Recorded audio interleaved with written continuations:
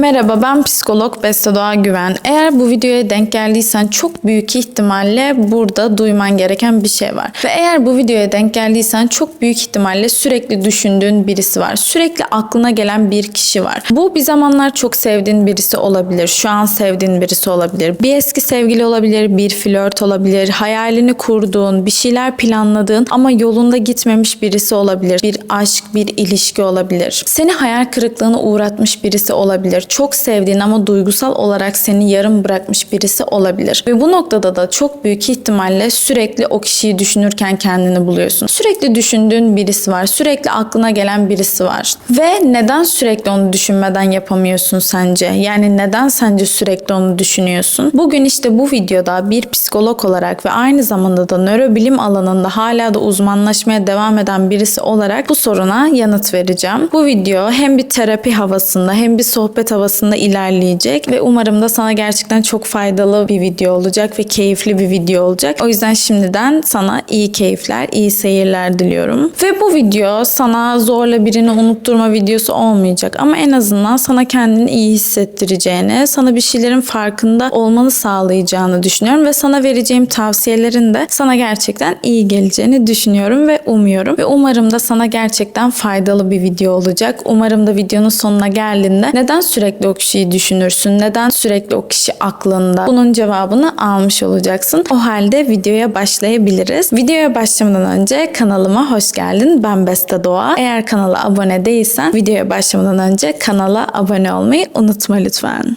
Şimdi öncelikle şunu söyleyerek başlamak istiyorum. İnsan zihni çözülmemiş şeyleri tekrar tekrar düşünmek üzerine programlı. Yani bu bizim zihnimizin kendi yapısı böyle. Bu yaratılıştan beri böyle diyebilirim. Beynimiz kapanmamış bir dosyayı, çözüme ulaşmamış bir meseleyi sürekli tekrar tekrar düşünür. Özellikle de yarım kalmış meseleleri. Mesela sen diyelim ki birisine aşık oldun, birisini çok sevdin ama beklediğin gibi gitmedi o iş, tamam mı? Hayalini kurduğundaki kadar ilerlemedi, öyle yolunda ilerlemedi. Ya da birini çok sevdin ama beklediğin gibi olmadı. Ya da işte eski sevgilin, farklı hayallerin vardı, düşündüğün gibi olmadı. Bu noktada beyin hani istediğin gibi olmadı ya da işte bir yarım kalmış bir şey oldu ya orada. O meseleyi tekrar tekrar düşünüyor. Bu beynimizin yapısı böyle. O yüzden beyin belirsizliği ve yarım kalmış şeyleri sevmez. Sevmediği için de onu çözmek için de sürekli düşünür ve sürekli tüm enerjisini, tüm odağını oraya verir aslında. Ama bu duygusal bir takılma değil sadece. Bu nörobilimsel olarak da baktığımızda bilimsel bir sebebi olan bir şey. O kişiyi düşündüğünde, o kişinin bir fotoğrafını gördüğünde, o kişinin sosyal medyasına baktığında senin beyninde bir takım şeyler oluyor. Peki bunlar ne? Şimdi benim videolarımı izleyenler bilir ki benim videolarımda genelde söylediğim iki tane çok önemli nörotransmitter var. Birisi serotonin, birisi de dopamin. Dopamin ne biliyor musun?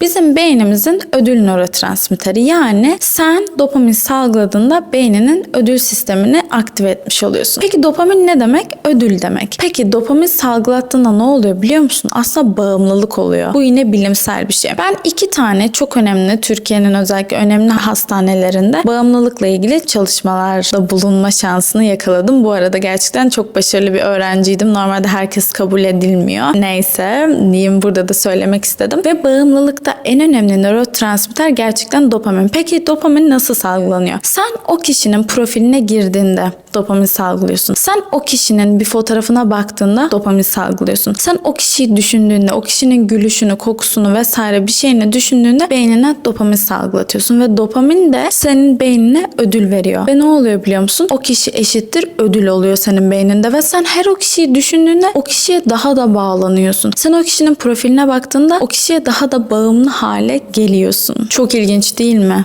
Beyin ama. Beyin kimyası. O yüzden o kişiye bağımlı olmamak adına, o kişiyi sürekli düşünmemek adına o kişiyle ilgili bir şeye bakmamaya çalışacaksın. Ve hani bu seni realiteden de koparıyor. Çünkü o kişiyle bir ilişki bitti, bir küslük oldu veya hayalindeki gibi olmadı veya o kişi senin için hayırlı kişi değildi. Ama sen her o kişiyle dediğim gibi bir etkileşim kurduğunda, onun mesajını okuduğunda, onun bir fotoğrafına baktığında, profiline girdiğinde sosyal medyasına beynine dopamin salgılatıyorsun. Ve bunun sonucunda da o kişiye aslında daha da bağlanmış oluyorsun. Bunu ben söylemiyorum. Bunu bilim söylüyor. Nörobilimsel bir bilgi yani bu. Şimdi ikinci bölümümüze geçiyoruz. Peki bu neden sadece aşk değil? Yani neden buna sadece bir aşk deyip geçemeyiz sizce? Çünkü sürekli aynı kişiyi düşünmek ona aşık olduğumuz anlamına gelmiyor maalesef. Çoğunlukla o kişi aslında içimizdeki bir eksikliğin sembolü. Yani sürekli aynı kişiyi düşünüyorsan, sürekli işte aklından çıkaramıyorsan, bir eski sevgiliyi özlüyorsan veya sürekli hayalini kurduğun biri varsa belki de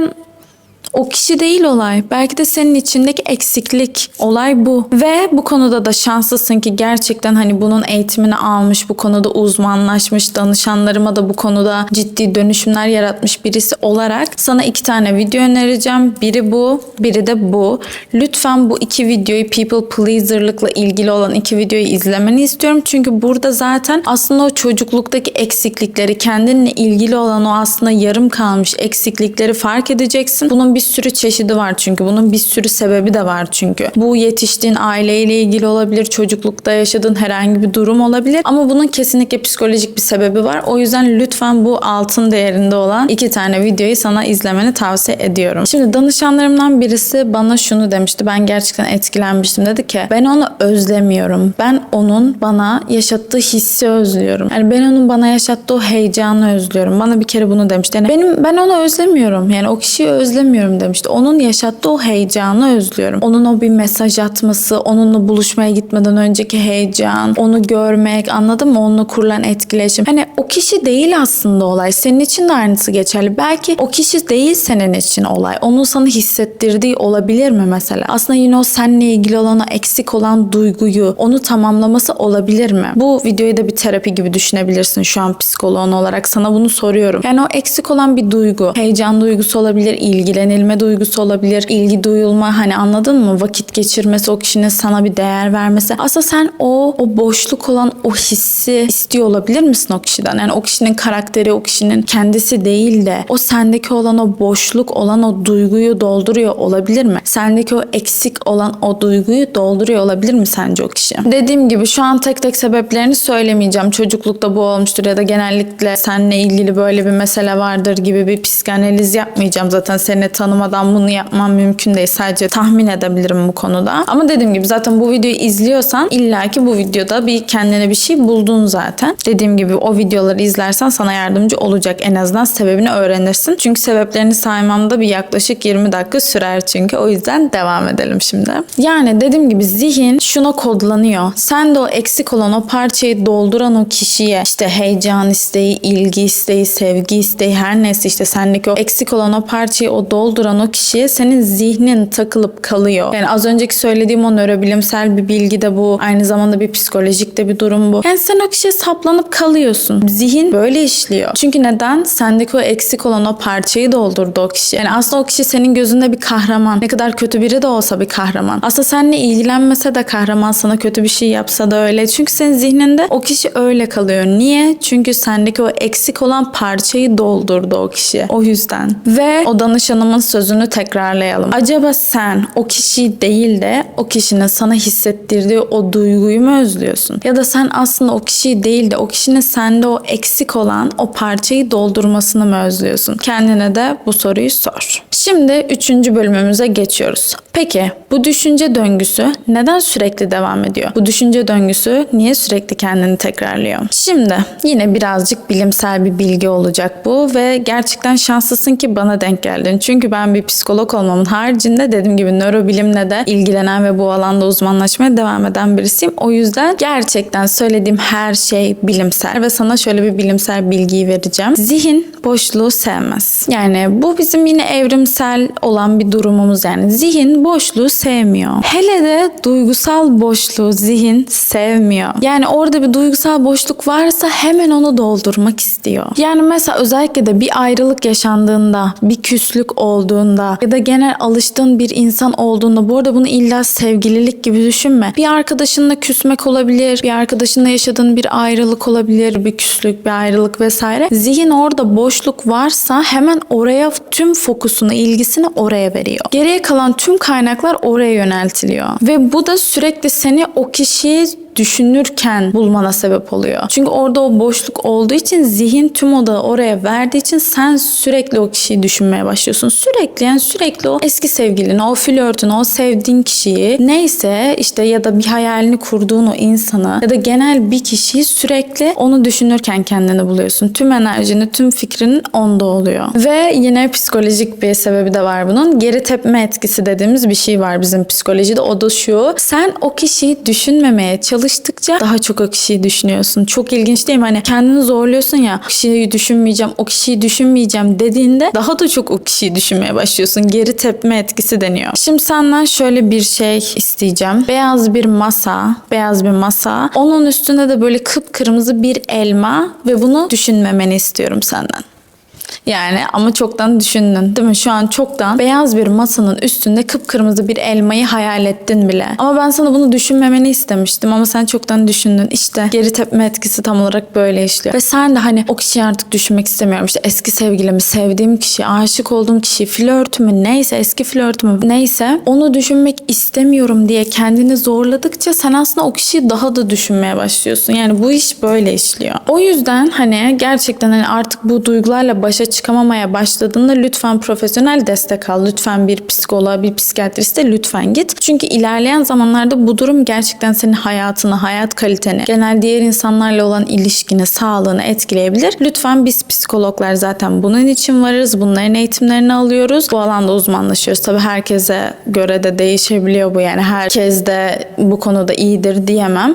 Ama sen hani eğer gidersen bir gün bir psikoloğa, bir psikiyatriste zaten sorarsın o kişinin eğitimlerini vesaire. Bu uyarımı da yapmak istedim. Yani ben genelde böyle durumlarda danışanlarıma uyguladığım zaten teknikler var ve bunun sonucunda da hep şu oluyor. Hani şunu yapmıyoruz yani terapi sırasında da o kişiyi düşünme, o kişiyi hayal etme değil. Daha sağlıklı bir şekilde bunun kabulünü yapıyoruz ve bu kabulden sonra da onu anlayıp yeniden yapılandırıyoruz aslında. Güzel bir teknikle de bu halloluyor. Ve sen dediğim gibi böyle bir durum yaşıyorsan ve artık başa çıkamıyorsan lütfen profesyonel destek al. Bunu söylemem gerekiyor çünkü. Bölüm 4. Onu unutmanı engelleyen en büyük hatalar neler? Eğer birini unutamıyorsan bunun en büyük sebebi şu olabilir: onu unutmak istemiyorsun. Evet, çok tuhaf oldu değil mi? Kulağa çok tuhaf geliyor ama gerçekten öyle. Yani belki de sen bilinçli veya bilinç dışı bir şekilde onu unutmak istemiyor olabilir misin? Çünkü büyük ihtimalle böyle bu. Biliyorum, kulağa gerçekten çelişkili geliyor böyle söyleyince. Yani birini çok unutmak istiyorsun ama ben de sana diyorum ki aslında istemiyorsun. Bazı insanlar, belki sen de öylesin, o kadar sadık oluyorlar ki, o kadar hani halk dilinde diyeyim, hani böyle delikanlı denir ya, delikanlı gibi sevmek. Bu cinsiyetçi değil yani, bir kadın da delikanlı bir şekilde sevebilir ya da o kadar saf oluyor, o kadar dürüst oluyor, o kadar sadık oluyor ki bir insanı, bir kişiyi sevince onu unutmak bir ihanet gibi geliyor. Onu unutmak bir hata gibi geliyor. Çünkü diyor ki ben onu sevdim bir kere, yani onu unutamam diyor. Yani bazı insanlar gerçekten o kadar sadık oluyor ki ilişki bitse bile o kişiye sadakatini devam ettiriyor. Ama buna gerek yok. Gerçekten buna gerek yok. Çünkü bu uzun vadede kendini yoran bir şey, seni yoran bir şey olacak. O yüzden gerek yok. Realistik olalım. Realistik bir dünyada kalalım. Belki bu kadar iyi olmak da iyi değildir. O yüzden böyle bir tavsiyede de bulunmak istedim. Ama yine de yani en doğrusu, eğer bir ilişki bittiyse, bir insanla artık küstüysen, konuşmuyorsan en realistik ve en doğru sonuç burada o kişiyi unutmak ve hayatına artık devam etmek. Ama hani bu şey demek değil. İşte o kişiyi unutmak demek, hayatına devam etmek demek, o kişiyi silip atmak ve o kişiye bir ihanet etmek değil. Çünkü dediğim gibi bazı insanlar aslında bilinçaltında böyle düşünüyor. Kendi mesela geliyor diyor ki ben o kişiyi unutmak istiyorum, o kişiyi istemiyorum artık, ya da kötü şeyler yapabiliyor. O kişiye kötü şeyler yaşatıyor. Belki sana kötü şeyler yaşattı. Belki sen istiyorsun o kişiyi unutmak ama aklının bir yerlerinde diyorsun ki hani o kişiyi unutursam ona bir hata yapmış olurum gibi, ya da işte o ilişkinin hatırına bir hata yapmış olurum. Ama böyle bir durum yok. Yani sağlıklı ve realistik olmuyor bu durum. Ve hani birini unutmak istiyorsan da artık sürekli kendine onu hatırlatacak şeyler yapmamalısın. Gerçekten çok büyük hata ve hani bu bölümün başlığı, 4. bölümün başlığı zaten büyük hatalar, yapılan hatalardı. En büyük hatalardan bir tanesi ne? Tabii ki de sosyal medyada onu stalklamak. Yani bunu yapma. Gerçekten sosyal medyada stalk davranışına ara ver eğer yapıyorsan. Çünkü hani az önce dediğim gibi sosyal medyada her stalk yaptığında dopamin salgılatıyorsun ve bu da neydi? Bağımlılıktı ve hani doz oluyor artık. Bağımlılık dozu. Hani onu görmem lazım, ona bakmam lazım, kimleri takip ediyor, ne paylaşmış vesaire. Bağımlılık yaratır o kişiye karşı. O yüzden birinci yapılan en büyük hata ve sana da tavsiyem sosyal medyasına bakma o kişinin. Ne yapıyorsa yapsın, kimi takip ediyorsa etsin, ne atıyorsa atsın. Bir hayatında değil artık o kişi senin sonuçta. Yani reality check. Yapacak bir şey yok. Yani o kişi hayatına değil, o kişiye bakmanın anlamı ne o noktada? Kendini üzmekten başka, kendini o kişiye daha da bağlamaktan başka bir şey yapmıyorsun böyle yaparak. Yine yapılan bir hata gördüğüm danışanlarımdan da mesela bir tanesi sürekli onların ikisinin şarkısını dinliyordu. Onların ikisinin birlikte dinlediği, çok sevdiği. Bu da yapılan bir hata. Hani böyle bir ortak şarkı, bir ortak film, bir duygusal bir bağ oluşturmuş bir şeyi sürekli dinleme mesela, atıyorum. Onu sana hatırlatan bir şarkı da olabilir bu. Ona da dikkat et yani, sürekli o şarkıları dinleme mesela. Ortak fotoğrafınız varsa veya onun sende fotoğrafı varsa sil. Çünkü ona hep bakacaksın ve baktıkça sürekli onu hatırlayacaksın ve bu da o kişiden kopmanı zorlaştıracak. O yüzden sil yani, fotoğraflarını da sil. İkinizin varsa fotoğrafları sil veya sürekli bakma, silmek istemiyorsan da. Tamam, ben karışmayayım, sil demeyeyim, sen bilirsin ama en azından sürekli bakma mesela, yani sürekli açıp bakma. Çünkü bu gibi durumlar gerçekten ayrılığı kabul etmemeyi sağlıyor. Yani ayrılmaktan seni kopartıyor. Çünkü yani eğer bitmiş bir ilişki varsa sürekli düşünmek yani ayrılığı kabulünü zorlaştırıyor. Kendine yapabileceğinde bir kötülük ve bir hata oluyor. O halde bugünlük bu video bu kadar olsun. Umarım senin için keyifli bir video olmuştur ve umarım da birazcık sana farkındalık kazandırmışımdır. Lütfen bugün konuştuğumuz şeyleri tekrar düşün. Videoyu da tekrar izleyebilirsin. Ama kendine artık bu zorluğu yapma. Hayatını zorlaştırma bu konuda en azından. Ve bu videodaki amacım zaten bu konuda sana hem bilimsel hem de duygusal olarak bir şeyler katmaktı. Umarım da senin için faydalı olmuştur. Seni çok seviyorum. Bir sonraki videoda görüşmek üzere. Eğer kanala abone değilsen de kanala abone olmayı ve bu videoyu beğenmeyi lütfen unutma. Seni çok seviyorum. Bir sonraki videoda görüşmek üzere. Kendine çok iyi bak. Bye bye.